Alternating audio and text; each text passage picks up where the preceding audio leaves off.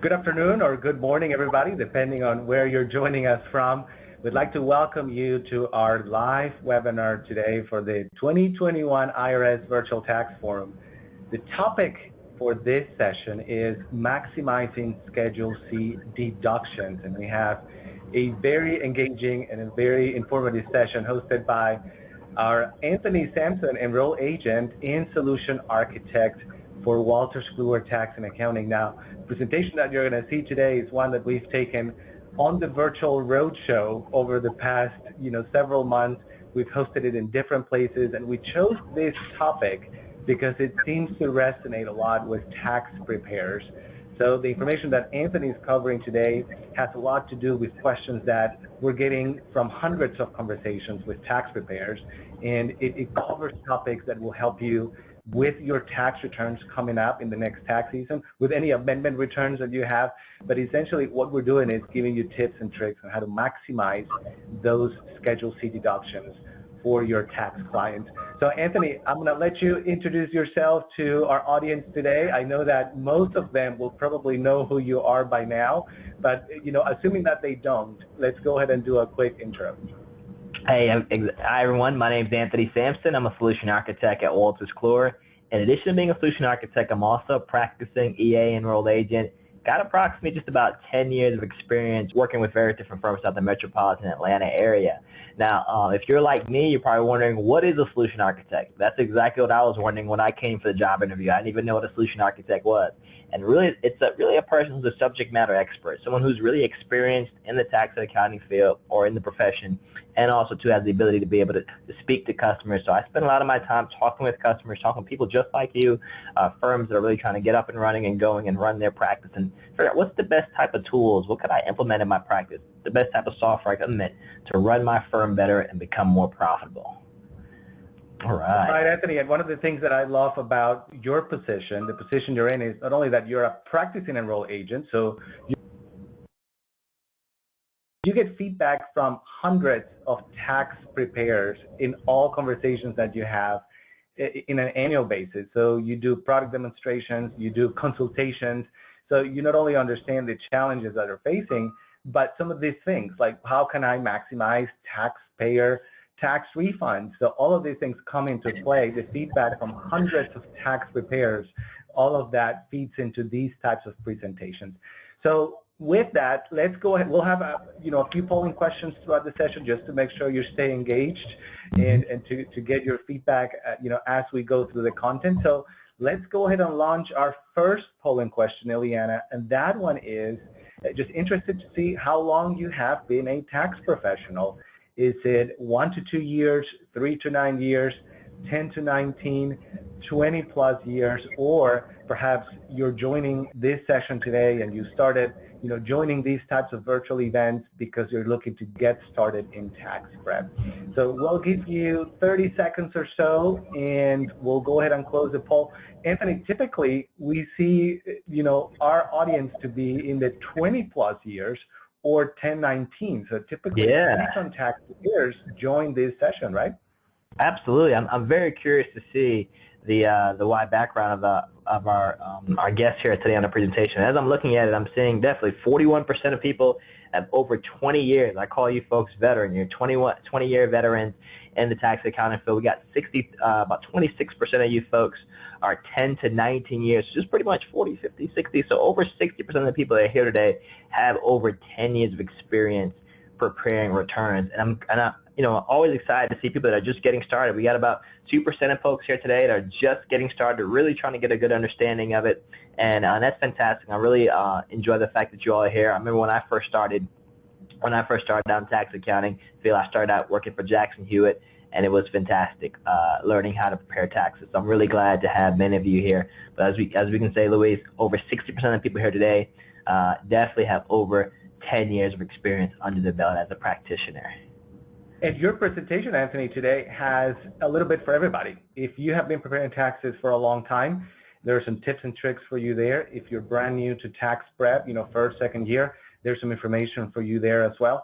So, stay engaged because the content is applicable to both experienced and new tax preparers. So with that, we can go ahead and close the poll. And Anthony, let's get started. A lot of content to be covered. Absolutely. I'm so excited over here today, and it looks like everyone, you can see my screen. So looking forward to being able to actually go through just in a good amount of detail and walk you through today's objectives. So the goal for today, our session, is going to be about under an hour. Our session is going to be today. And our objective is to really help you walk through and how can we maximize the Schedule C deductions that we take for clients. How are we going to identify if a taxpayer is eligible to file Schedule C, which is pretty normal if they've got any self-employment income. We're going to try to recognize how to work with the Schedule C deductions in order to maximize taxpayers' refund. Also understand the pros and cons of using standard mileage rate versus deducting the vehicle cost. I know that's a big topic that comes up. And then another item that comes up too, especially when I first started practice, I used to hear a lot of folks would say, hey, I don't want to take the home office deduction. So we're going to kind of nip that in the bud and go in good detail on the home office deduction. And I believe it. And even myself as a preparer, sometimes I think I leave some money on the table where I could kind of go deeper and dive deeper and maximize that client's actual tax refund here. So let's go ahead and get started here. We got a lot to cover. Now, one of the things, too, that we're going to be doing today in our session is we're going to focus on the actual expense versus the mileage expense. That's what we're going to start off with first in our actual presentation. And we're actually going to be using TaxWise Online. Is anyone here familiar with TaxWise Online? I wish you were live. I could ask you that. We're going to be using TaxWise Online today for our presentation. And I'll take a quick second here and just kind of introduce you to what it actually looks like when you use TaxWise Online and how you log in TaxWise Online, and then what that process actually looks like. So I'll just move my screen right over here, and you'll see TaxWise Online is a web-based solution, right? So it works exclusively in your web browser. What does that mean? That means that from your iPad, from your Chromebook. I know my wife and my kids, they use Google Chromebooks, right? They're like $200-$300 machines. They pretty much, that's how they do everything because they're doing everything online. So from a Chromebook, an iPad, even a smartphone, you can even log in from your smartphone into TaxWise Online. Now, over here, I'm going to click on the section over here for tax returns. We also do have a mobile solution where it allows your customers to actually log in, take pictures of documents, answer Q&A items. So when clients do that, it comes in the mobile return section. But I'll click right over here on tax returns. So it's taking us over here to our return manager that we're looking at directly here in TaxWise. And as we're coming over to that return manager, you'll see I've got a list of actual returns that I've got pulled up right over here. And if you're seeing a little bit slow there, it's just because the internet connection, maybe a little bit of delay. I know we got a little delay on it, so if it's taking a little bit while, just bear with me, it'll catch up here in a few seconds. So I'm looking at all the various different returns that I have in my system. One of the things I can do without actually opening a tax return in TaxWise Online, I can click on this little icon over here, and I can get some essential information about the client. So if I wanted to find out some information about my client, what's my client's AGI, things of that nature, e-file status, things of that nature, I can see that right here. And if I left any notes on that particular return, I can see that I've got some notes over here. I can see that without even having to actually open that actual note. And if I want to add additional notes to it, I can come right over here and add additional notes that I have to it. So some great tools that we have inside TaxWise Online to help you to work within the solution. Now, let's go into Mr. Schedule C. That's going to be our client for today for our presentation. I'm going to be working with Mr. Schedule C.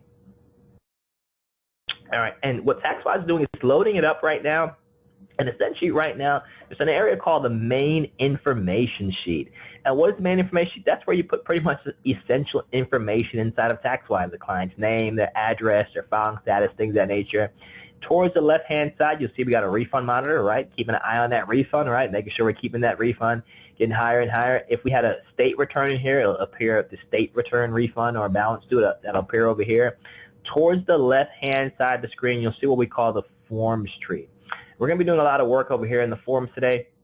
So TaxWise, even though TaxWise is a simplified solution, a cloud-based solution, a 1040 solution, the left-hand side, you'll see that these little green check marks and these red check marks, right? The red exclamation points, excuse me.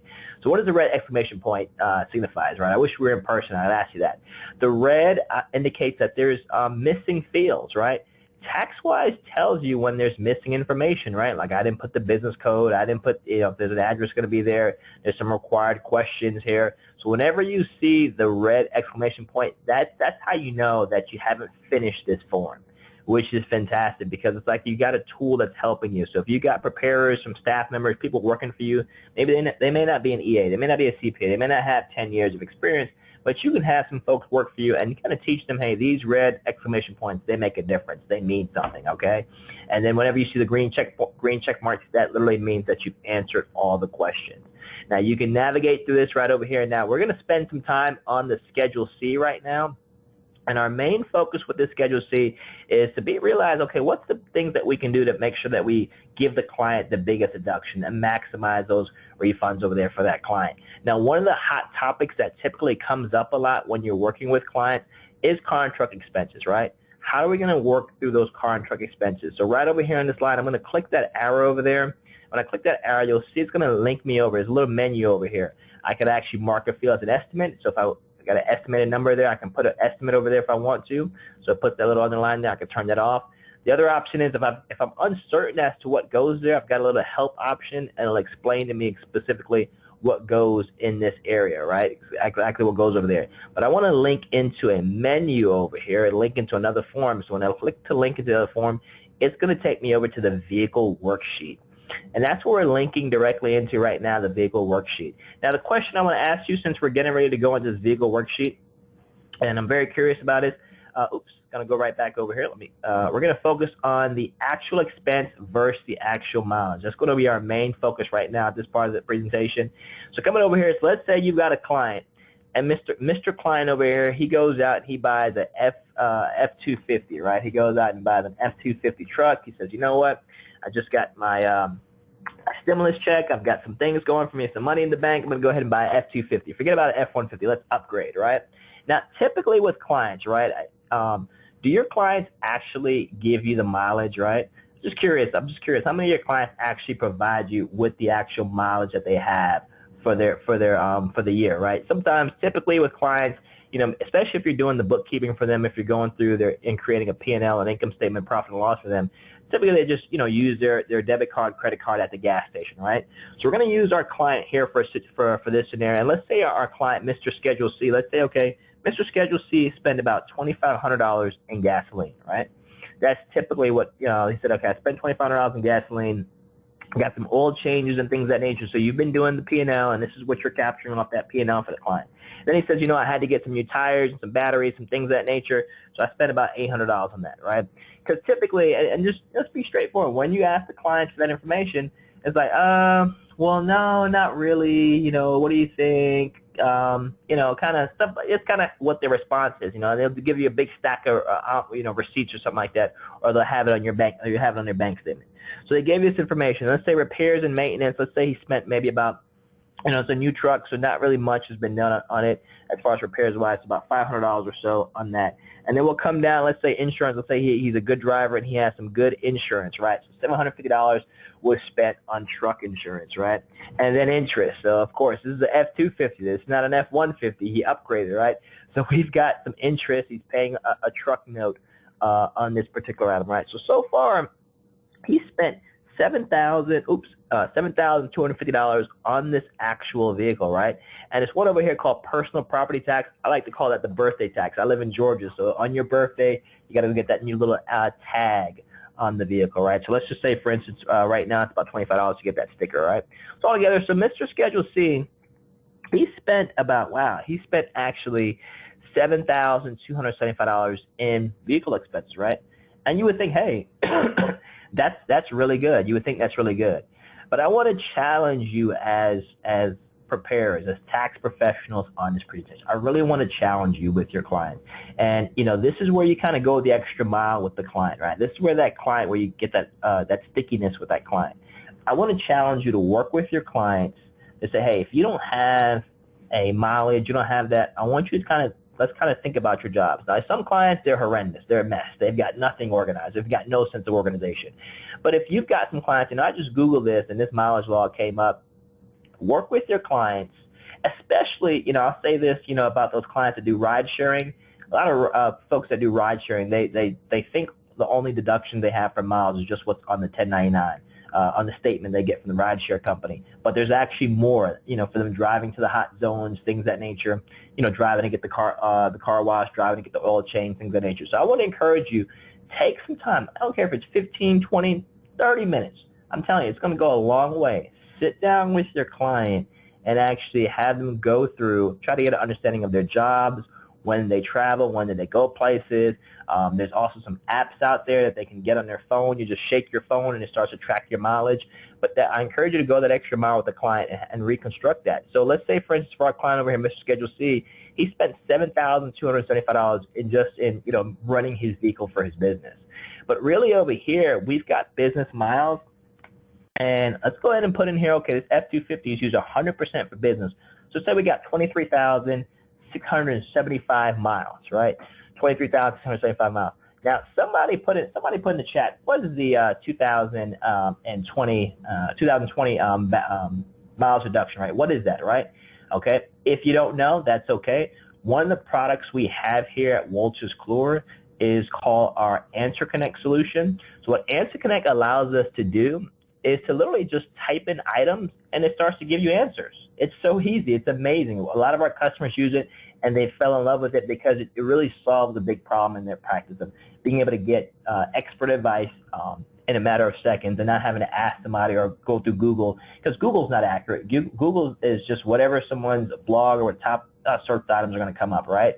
But over here, you can just start typing in mileage rate for business, and I can pull this up right over here when I pull up mileage rate for business, and it's going to start to give me some of these answers, right? So I'm going to get a topic explanation over here. So I've got a lot of topics, a lot of articles over here, but I'll click right over here on this particular one I want to show you, and pretty much all the items, all the articles, all the information on Answer Connect has been written by a CPA, EA, or tax attorney. You see this Miss Hoffman over here? She has a good alphabet after her name, right? She's a tax attorney, right?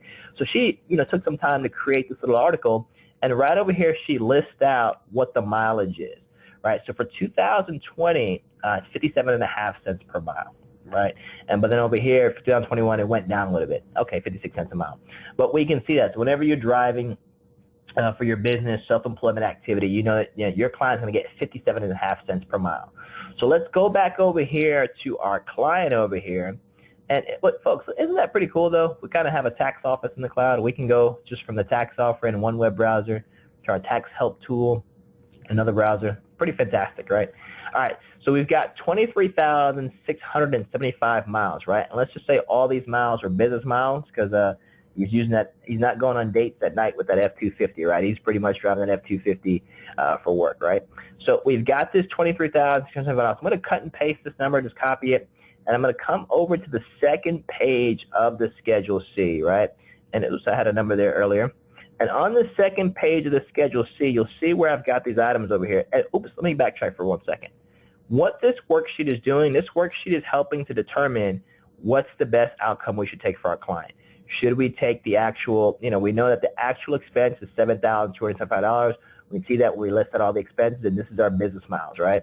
And this is helping you, like if the client had a blended vehicle, personal and business, this is a great worksheet to determine what percentage of the actual expenses would be business, what percentage is personal, right? If they're using like their personal car to do work. But let's go back to Mr. Schedule C where he's got that big F-250, right? So scrolling down over here, we can see that 57.5 cents per mile. TaxWise has already provided that information to us. So right over here, 23,675 miles equates to $13,613 in deductions, right? That's pretty significant, folks. That is very, very significant, right? That's a big difference. If I was to just pull out a handy-dandy calculator, right, and we could say, okay, our deduction over here, 13,613, right? And then earlier, what was our number before it? Let's look at the vehicle worksheet. 72.75. So 72.75. So that's an extra $6,338. That's fantastic, right? Now let's just say Mr. Schedule C was in the 15% tax bracket. Let's just say he was in the 15% tax bracket, right? That's approximately about $950, almost $1,000 in savings that you're able to afford to Mr. Schedule C just by taking that extra 30 minutes or so to kind of go through his calendar, kind of figure out what kind of deductions he had, right?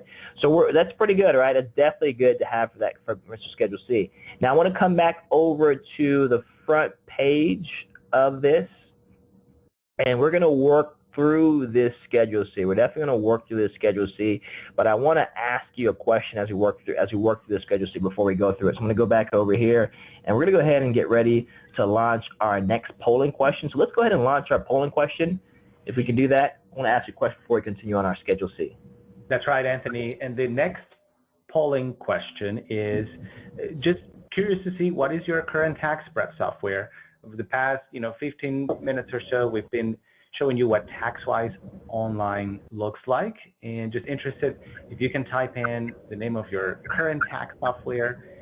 Would like to know what you're using, and of course, as you continue to look at TaxWise in action, as Anthony goes through the Schedule C, and he's going to show you a lot more, it'll be interesting for you to see how TaxWise Online compares to your tax preparation software.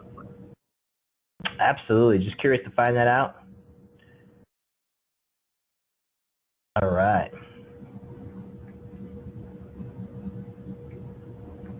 All right, let's look at how the polling questions are coming in here.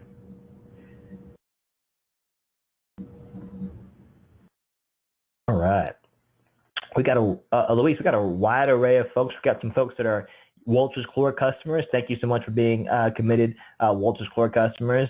We've also got some folks that are using TaxSlayer. We got some folks that are using Lacert, UltraTax. We've got a wide array of various different users. It's fantastic.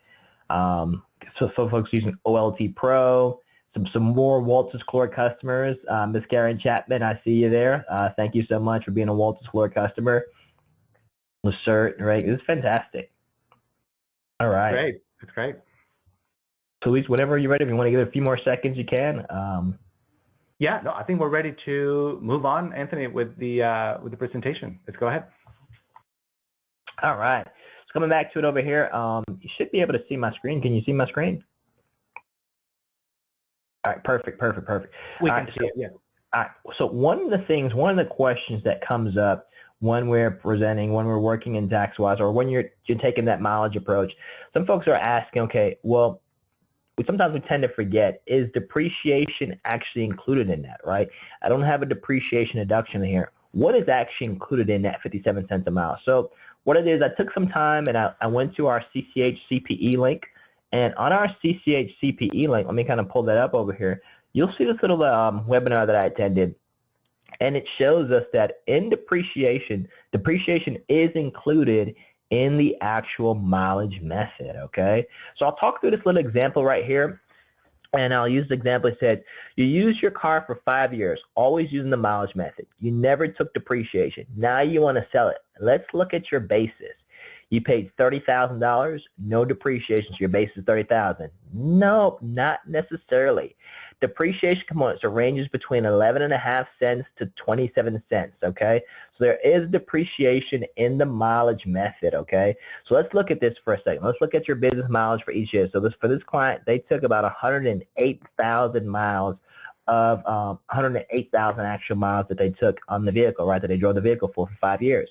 So in each one of those years, depreciation was included in that, okay?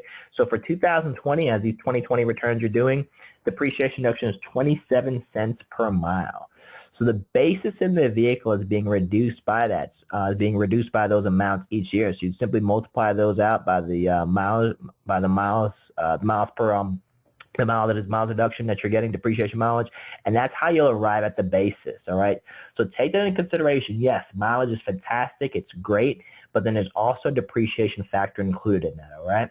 And then for 2021, you definitely do have the actual depreciation. You definitely do have 26 cents per mile is treated as depreciation. So I just wanted to make sure I share that with you so you think about that when the client sells the vehicle or get rid of the vehicle, that there is a change in the basis of the vehicle, all right? But in most cases, in many cases, when a client sells their vehicle, they're typically, traded in or something like that, they typically get less than the basis amount for that vehicle. That's what typically happens, all right? All right, so let's continue back on. Let's go back up to TaxWise, and let's continue on with our discussion over here inside of TaxWise, all right? So we're working through this, and now I want to take a moment here and talk a little bit about the home office deduction and what that looks like. And as I was saying before, I started out my career at Jackson Hewitt, and one of the things when I started out my career at Jackson Hewitt is that when customers used to come by, I used to say, no, I don't want to take the home office deduction. That used to be a fear or concern that some customers used to have to not take the home office deduction. Well, let's walk through it here. So first, we're going to put some income in the return. So we're going to say the gross receipts, so about $25,000, And gross receipts is what I put over there. So say Mr. Schedule, we can put a little bit more. I want to put some profit in there. Okay, he has a little bit of a profit of $2,600. That's okay, got a little bit of a profit over there. So we're going to put in those amounts. We got about $25,000 in gross receipts. We got our car and truck expenses. If there's any other expenses, supplies, things of that nature, we'll work our way through those and enter those specific items in here. But I want to take a moment here and identify the actual home office deduction and what that actually looks like here. Just bear with me 1 second. Simplified versus the actual method.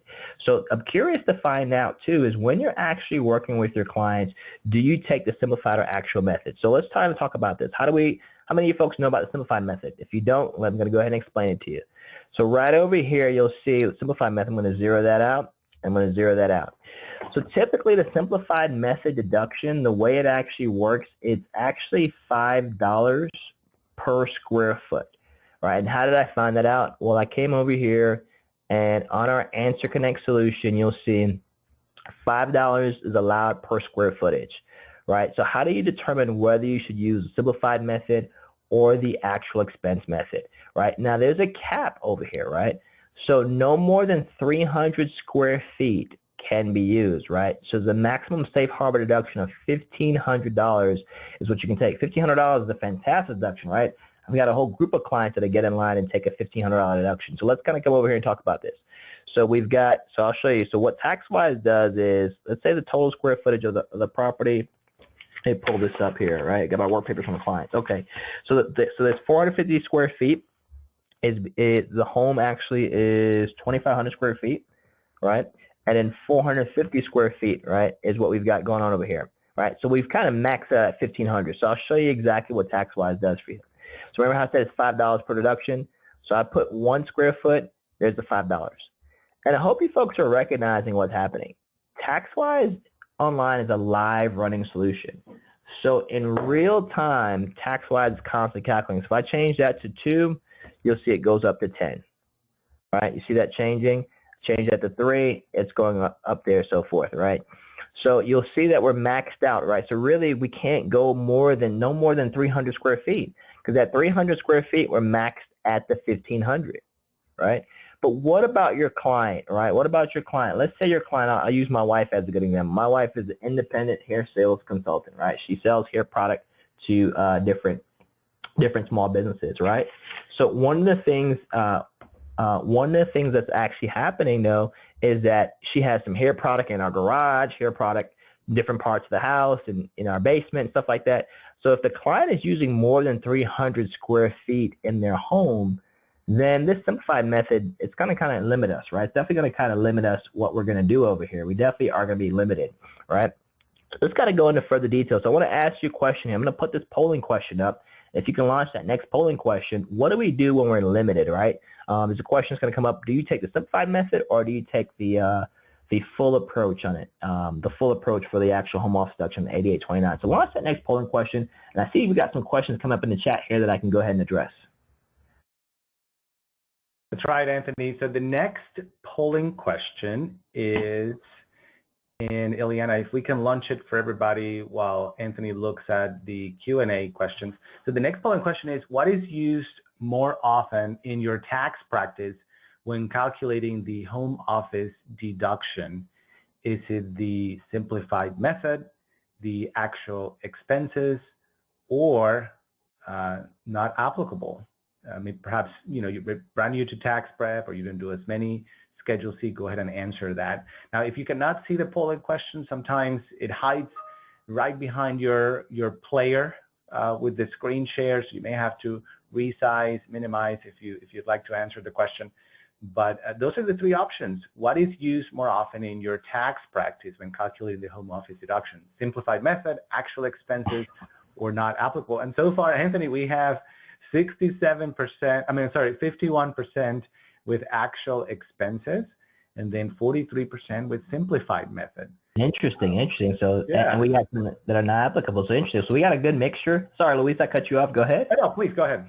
Yeah, absolutely. So we got a good mixture. Definitely want to speak to simplified folks there too, a good mixture of it. And I'm also going to speak to the ones that take the actual expense The ones that take the actual expense, we're going to talk to those and tell you when should you use a simplified approach.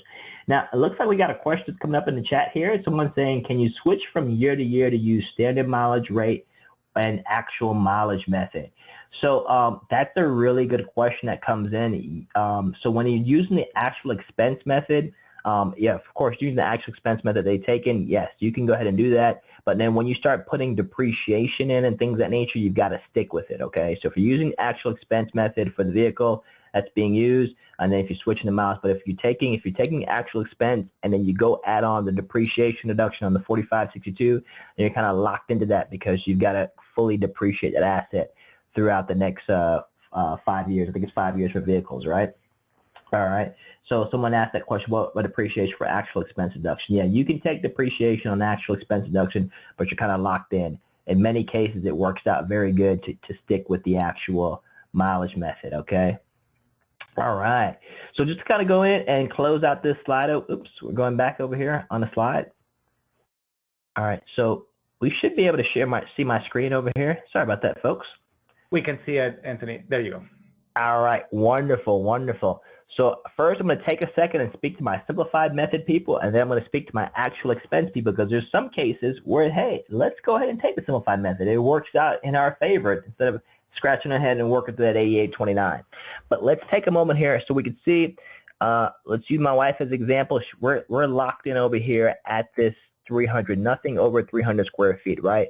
But unfortunately, 450 square feet is actually being used. So what are we going to do?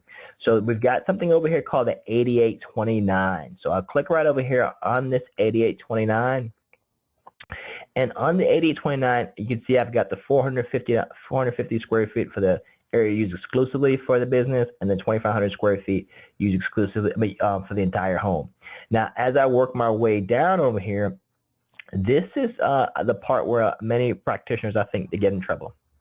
This is exactly the part where I think they get in trouble. And the reason why I say this is because you got the indirect, or I shouldn't say practitioners. I would say, sorry, those DIY, those people that try to use TurboTax and stuff like that. Because going back to that time I said when I worked for Jack's Tute, when I first started out, and the clients would say, no, don't take the home office deduction, don't take the home office deduction. They were kind of scared to take that deduction. They didn't want to get audited. I honestly think the mistake that they were making were putting direct expenses here, putting the entire mortgage expense, putting the entire items over here. Because when you're on TurboTax or stuff like that, you kind of don't know. You're just being guided by something, and if it doesn't guide you right, if you don't understand those items, then it kind of puts you in that position, right? Now, someone's asking in the chat, someone's saying, hey, what if the client doesn't have record of any expenses, right? What do we do if the client doesn't have any record of expenses for the home office deduction? Absolutely, definitely take the simplified deduction. Absolutely, take the simplified approach. But in this case now, I think if you spend a little bit more time with the client, and you'll hear me say it a lot, just a little bit more time with the client. We'll get into it a little bit later on what that little bit of time, how that helps you. But looking right over here, for instance, so if the client has their home office, like me, for instance, you got my basement as the home office, right? Then really and truly, what's happening over here, these deductions, only a percentage of these deductions, right? So only 18% of my home expenses can go here. So let's use this as a good example. So I'm going to go to line number 21, utilities. Let's say my utilities is $4,500 a year, right? Work with the client. Try to get a good understanding of what they're spending on, electricity, water, gas, things of that nature. Get a good understanding of what they're spending each month for that and get them to document that for you, right? Now, here's the part over here what's interesting is repairs and maintenance. Now, for instance, this happened a couple of years ago working in my basement, and I decided to kind of remodel my basement. I went and bought some carpet and some paint and things of that nature, and that's a direct expense, right? Because I only used that paint for my office, right? So really, I think I spent about, maybe $150 on some paint, a little bit of carpet. It was a very small little office, 10 by 10 out here in the basement. But really and truly, that's exactly what I did. That's a direct expense, right? But my utilities are not a direct expense, right? Because it's being shared throughout the home. But 18% of those expenses are attributed to the home. I want to come over here and talk about insurance, right? How many times do we forget to ask the client about their homeowner's insurance, right? We know we got mortgage insurance, things of that nature, but what about the homeowner's insurance? Get that information directly from the client. That's important to have from that actual client. So I'm going to go over here and put this, let's say that we're spending $1,600 on homeowners insurance. Now, this is the big one here, right? This is a big one, and we kind of cover this. We have a two-part webinar series that we normally cover, Maximize Schedule C and then Maximize Schedule A. This kind of goes hand in hand because with the clients, let's say you have a client and you're taking a standard deduction. Let's say it's a married couple. You know, I think it's what, 24,000, a little over 24,000 is the standard deduction, right? With that married couple, if you're taking a standard deduction, you never use the mortgage interest, right? You never use it. You can't double dip. You can't come here and put your real estate taxes indirect and then go on the Schedule A and put the real estate tax and double dip, right? But the amount that's excess, the amount that's above, or the amount that you didn't use. So if you take the standard deduction for the client and the client has a Schedule C, they would come in here and put their real estate taxes, all right? I think that's what my real estate tax was, about $3,500, right? Especially for you folks that are on the West Coast, California, you know, Washington, and up in the tri-state area, up in New York, Connecticut, New Jersey. You folks pay a lot of real estate taxes, right, up in the tri-state area, and even down in Florida and stuff like that. So definitely make sure you capture the information over here and the amount that's excess, right? So let's say you are itemizing, but real estate taxes are capped at $10,000, right? Property taxes, personal property taxes are capped at $10,000 on the Schedule A. So the amount above the $10,000, you come and put over here, right? You come and put those amounts over here, the amount that's above that, okay? So we've got that information working here for us. And so we got that. All right, let's kind of enter some other items over here. We talked about repairs and maintenance. Now, this is a big thing. I had a client one time who built a little outhouse or something like that on the side of their house. They built an attachment on the side of their house, and they said that's going to be their home office. They got some contractors, paid them like $15,000 to build something on there. That's a different item. That'll be direct expenses associated with that, right? Those specific items, right? That'd be direct expenses. But I've got some good indirect expense. I've got a good amount of these items over here listed. Now, let's say, for instance, let's say this client was renting. Let's say they had an apartment, right? They were renting a house or something like that. All right, so we can come over here, and I could just put, hey, your rent $2,000 a month. We can just come over here, put $24,000 a year in rent, right? Because remember, the 18% of these expenses, household expenses, are attributed to that. So, and think about it, repairs and maintenance, getting the grass cut, things of that nature, all these things you're doing that the client is doing to maintain a property, those indirect expenses go there. So when you add all these up, we've got about $4,112 in allowable expenses. $4,112 in allowable expenses. That's fantastic, right? So I come back over here to Mr. Schedule C. On Mr. Schedule C, I'm going to go back to page 1 of Mr. Schedule C. Let me just scoot directly over. We should be able to see those amounts over there, right? So we've got those amounts. Here's that $4,112. We've got that listed over there. Let me take off this simplified approach. Take that off, right? Now, can we take a home office deduction if the business has a loss? So let's say Mr. Schedule C had a bad year. Right, let's say he only made $10,000. He didn't have a good year, right? What happened to our home office deduction? It's gone, right? It's gone, right? So what happens is that when you take the actual expense, it rolls over to the next year, right? There's something called a carryover. It rolls over to next year. When you take the simplified method, it does not roll over, okay? There's no rollover with the simplified method. So for instance, if I was to come over here and I typed 450 square feet, and I typed the total square footage of the home, total square footage of home, 2,500. I put that over there, and then put the 450 there. It's capped, right? But then if I come over here and put another 0, we had a good year. It's funny how 0 makes a big difference, right? Then we're back at, you know, our home office deduction, things of that nature. We're back at that, right? So the simplified method does not roll over. So this is important, especially for you folks preparing 2020 returns. If the client had a bad year, they had a loss, they spent more than what came in, you want to still document and get the actual expenses for the home office deduction because there's going to be a carryover. Let me zero this out. Let me kind of zero this out one more time and take out that 10, and I'll show you how TaxWise keeps up with those carryovers. It's important for those carryovers because you know what those carryovers do? Whenever you do a tax return for a client, I want to encourage you today. Whenever you do a tax return with a client and there's carryovers in that return, I want you to stop what you're doing, take a moment, and explain these carryovers to the client. Because these carryovers, what they're doing, you can see carryover unallowed expense for next year. This is carrying over. What this does, it increases your stickiness, your attention with the client. Because clients, sometimes they think, oh, I'll just go to somebody different. I'll go somewhere else. But you explain to the client, hey, look, when I do your taxes next year, I've got this $5,500 deduction waiting for you. Right? So you want to be able to make sure that you can explain that to the client and go over that. So you want to do that, all right, when you have carryovers. So let's come back over here, and let's kind of go back, and let's put that 0 back over here. And let's kind of continue the story here at Mr. Schedule C. And this is the part where I feel like as practitioners that we leave money on the table. This is the part where I feel like we leave money on the table. We've got right now our deduction, $5,568 is our deduction that we're taking for the home office deduction, right? But come back over here on the 8829. All right. So we work through the expenses. Right. We got all these expenses, indirect expenses. But what else? What else can we do on this actual return? What else can we do? At the bottom of the 8829 is a place called depreciation of your home. Now I want to encourage you to take this deduction. Now they have to own the home, right? They can't be renting. They've got to own the home to take this because you're going to depreciate. You can't depreciate an apartment, right? But in this case scenario, the reason why you want to use this is, and let me just pause for 1 second. Let me make sure I say this. Simplified method is good when you have a client that has an apartment. If they have an apartment or something like that, it's fantastic because it's very easy. You don't have to, really get all the expenses associated with the rent. You can just kind of put those numbers down, especially if they're renting. The apartment's not that big. I just want to make sure I point that out to you. That's a really good time to take simplified method. They're renting a house. Or they own a home, actual expense. Now, if they own the home, there's another deduction that's afforded to them called the depreciation of your home. This is the part where I feel like we leave money on the table as practitioners, right? Because if that client, if they're pretty stable in their business, you think that, they're going to be around for a while and things of that nature, you can start to take depreciation on the home. So we're going to go ahead and list this out.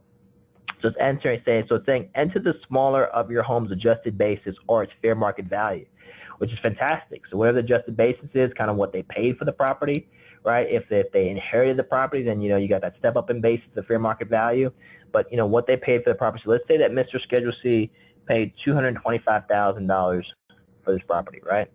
Then you got to, that minus out the value of the land, right? So let's say that, you can get this information from the actual tax commissioner website. Go to your property tax website and get it for each county.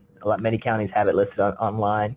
So we can go ahead and put the value of the land at $25,000, right? So the basis in the property is $200,000, right? That's the base in the property. Well, based off this property can be depreciated. So look, now I just added another $1,767 in deduction. I just added that to the return, right? So we had the $5,500, but that $5,568. But then now I'm adding in $1,767, right? So now this home office deduction now is definitely bringing us up. So let me just kind of add this together. Let's kind of bring this up here for a second. We're adding in, so we had the $5,568 in direct expenses plus the $1,767, right? Putting us over there. So we're up to about $7,335, right, in home office deduction. Now let's come back to this for a second. Now, if this return was going to be, if there was going to be a loss in the return, this entire amount would roll over to next year, right? It would roll over to next year. Let's come back over here to our Schedule C, and on our Schedule C, oops, that's the second page. Let's come back to the first page of Schedule C. We'll see it listed over here towards the bottom at $7,335 deduction. So do you see this? Big difference, right? If I take the simplified method, I'm only getting $1,500. I'm capped at that $1,500. By going through doing the actual expense, right, I'm increasing that deduction. But not only that am I increasing deduction, but I'm also actually maximizing the deduction, taking the depreciation. So what happens here? Let's take a look at this here.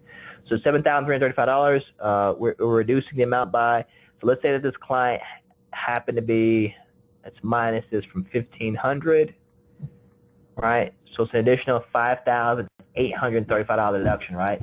Let's say that Mr. Schedule C is in the 15% tax bracket, 0.15. That's an additional $875. On top of the other $950, let's just say $900 that we save the client. So altogether, dollar for dollar, we've saved this client an additional $1,775, right? this is a tremendous savings that we're giving out, that we're able to get to the client. And one of the things I'm telling you as a practitioner, clients find value in how much time you spend with them. Yes, they like things to be quick. But when you ask questions, sometimes clients get a little frustrated with that. When you ask the client these questions, you go more detail, you can actually charge more for the return, right? Because now you're justifying, hey, look, I just saved you $1,700. Or you can say if there's a carryover, you can say, hey, look, you got this carryover of $7,000 going to carry over the next year. When you come back to me next year, I'll be able to take this carryover deduction, right? So I'm just curious, how much do you charge to prepare a tax return with a Schedule C? Just curious. Are you under $200, anywhere between $200 and $299, between $300 and $499, or over $500, or not applicable if you're just getting started? So let's launch that polling question. I'm just curious, what are you practitioners charging to actually do those returns? Yeah, and Anthony, this is one of the polling questions that is really for the audience, so that you benchmark what you're charging versus what your colleagues are charging for, Schedule C tax prep. This is not information that, we're taking note or anything. I know it's an IRS presentation, so feel free not to answer if you prefer not to. But, it's just really for you to see what value other tax preparers are associating with this particular tax form based on all the information and all the work that goes into it. So we'll share the results back with you in just a couple of seconds. We'll give you a few more minutes. Remember, if you cannot see the polling question, you may have to resize your screen share, and you may be able to see it right behind on the left-hand side. You have some icons. So it is there. We guarantee you that the polling question is there. It may take a little bit of time to find it, but no worries if you didn't answer it. And if you did, thank you for that. Let's go ahead and share the results, Ileana, with everybody, just so that you can benefit from what others are saying. It looks like, Anthony, 34% of the audience today between $300 and $499, 32% very closely between $200 and $299. So I think that's in line with what we've seen in other presentations. Absolutely, and this is a good analysis too for some folks, especially the folks that are under 200. We got about approximately 15% of folks that are charging under 200 to do Schedule C. So I want to encourage you folks that you may be leaving some money on the table there. You got an opportunity to really up your price, especially with the things that you've learned today as far as the miles reduction, going the extra mile with that, how to maximize the Schedule C as far as with the actual expense, and then also how to determine when should I take Simplified Method or when should I take the actual expense method. Now, we've got a question that's come up in the chat here, and someone's asking about the record keeping. Yes, absolutely, there's definitely more record keeping because the IRS does require the client to maintain records. So the client didn't really do a good job of maintaining their records out. They didn't do a good job at maintaining those records, and the Simplified Method approach would be good to take, all right, if they didn't do a good job of maintaining their records. But typically, and most times, clients, look at their bank statement or credit card statement and find out how much you're paying for utilities, how much they're paying for rent on their lease or something like that, and it's very helpful to be able to capture the information. Now, the question comes up, someone saying, well, what if I'm itemizing? What if I'm taking the itemized deductions on the return? Absolutely, if you're taking the itemized deduction on the return, that's okay, because you're now in a position to where any amount that's over the $10,000 for real estate taxes, you can put over there if they've got some mortgage interest that's disallowed or something like that, any excess mortgage interest. But in most cases, there's not going to be excess mortgage interest. But definitely, you've got the amount that you can deduct over there for the property taxes. Okay, so that's definitely a good one. Now, I want to take a moment just to kind of let you know what some of the solutions that we use today. We used part of the virtual tax office solutions that's powered by TaxWise Online. So TaxWise Online allows you to access your product anytime, anywhere. It's a browser-based solution, right? And I'm not just saying this, it's not necessarily a sales pitch. I'm really just trying to explain to you that when you use TaxWise Online, it does put you in a position where you're using our cloud-based platform. There's no software installation required, and it does have secure document storage and it does help you reduce office costs. I was just on a presentation today speaking with a firm today, and he had a hard time being able to log into the platform, the WebEx platform, to kind of show screens because he had a server issue, and doing updates and installs and things of that nature. It was really challenging for him to be able to do that because there's a lot of installations and things of that nature on a server. You won't necessarily have that problem when you're using TaxWise Online, especially because you can log in from any device and be able to connect with your clients. It's very good for being able to have your clients use our mobile platform because they can click the link and definitely answer some questions and go through those items and be able to take pictures of the documents and send to you. So just curious, I'm going to take some more questions in Q&A. I'm going to stick around, but I'd like to know if you're more interested, if you would like to learn more about TaxWise Online, definitely let us know in the chat. We'll definitely have some of our team members, some of our colleagues reach out to you and give you some more information about about TaxWise Online. If you're already using TaxWise Online, fantastic. That's great. And if you say not at this time, that's okay. We definitely, we look forward to hearing back from you another time. But definitely, if you'd like to learn more about TaxWise Online, reach out and say yes, and we'll send you some information. And we've got some special items that are taking place right now. All right. That's right, Anthony. And as you go through the questions in the Q&A, I'd like to just emphasize on the fact that what we're asking here is for you to let us know if what you saw is something that you see yourself using in the future. We have our account managers that work with businesses in your area. They're territory-based, so meaning that if you're in Florida, they talk to hundreds of tax professionals in Florida that share some of the challenges that you share. So when they call you, it's really a consultation call. They talk to you about some of the things that they're hearing on the phones, technology trends that they see. They, of course, tell you a little bit more about TaxWise, which is the solution that you just saw, prices, packages. We do have a 20% special discount going on for the virtual tax forum. You can see that in our booth. So encourage you to say yes if you're interested in, if this looks like something that you see yourself using in the future, and we'll give you a call. We'll give you a call as soon as, this afternoon, tomorrow, and we'll go from there. It's definitely a great conversation to have. Somebody like Anthony will give you a call, and Anthony is just definitely a nice guy to have a chat with and talk about the tax industry in general. So someone's asking, does TaxWise have Esignature? Absolutely. TaxWise does have Esignature. So when you finish that tax return, you can send the return to the client, and you have the option to have the KBAs, knowledge-based authentication questions, turned on, or you can turn it off. But the KBAs are there, and they can go through and answer those KBA questions on there, and then that's how they're going to validate their identity, and they'll be able to sign their tax return. And then what happens is after they sign the return, a copy of that return automatically gets placed. You can place the copy of that return in the client's portal, or you can put it in a mobile app. They can, mobile site, a copy of the return can be placed in the mobile site at their discretion. So it's definitely up to you. So someone's asking, what are the advantages of the online versus desktop? Really good question. I really like that. One of the biggest advantages is not being tied to software updates. So especially this past tax season, oh my goodness, there was so much changes in tax law. And as the IRS was pushing out, as those legislative changes were coming from Congress and the IRS was enacting it, then we had to, incorporate it into our tax software. A lot of our customers that were desktop-based, they had to download those actually updates. But our TaxWise Online solution pretty much just updated overnight. We pushed those updates out to our customers, and there was no requirement to download anything. One of the big things, too, especially I know we had some people here that are just getting started, or maybe some practitioners that are already in practice. Typically, a lot of practitioners, we spend a good bit of money on a laptop or a computer. That's our primary business tool. So the fact that you can use a Chromebook, Chromebook is a $250, $200 laptop. I mean, I can go to, a big box retailer and buy a $200 laptop and run my tax business on that $200 laptop. The fact that, the barrier of entry, the cost of starting up a tax practice, the cost of firing up a practice has been significantly reduced with online solutions because all you need is a browser. So there's a big benefit on utilizing the actual TaxWise Online, and then the mobile platform, the fact that you can get documents from your clients mobilely. Absolutely. It's a good question. And I'll take this last question here. Someone's asking, does TaxWise have a portal for each client? Absolutely. We have a client portal that you can activate, and the client portal, it's just the client portal allows the tax return to be stored there.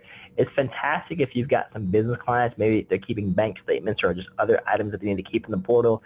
You can keep copies of previous year returns directly in that portal as well. So yes, TaxWise, we do have a client portal, our iFirm portal, and it's very effective for many of our customers. So thank you so much. I appreciate you, everyone, for joining us today on our presentation of our Maximizing Schedule C. My name is Anthony Sampson. I've got Luis Galvez here, and it's been a pleasure presenting to you. You can definitely go to our website, engagetax.wolterskluwer.com/taxwise. Virtual Tax School, and you can see this webinar and many other webinars, recorded sessions, and even take out a trial of TaxWise and try it out for a little while, do a couple of returns, and get a good feel for it in your practice.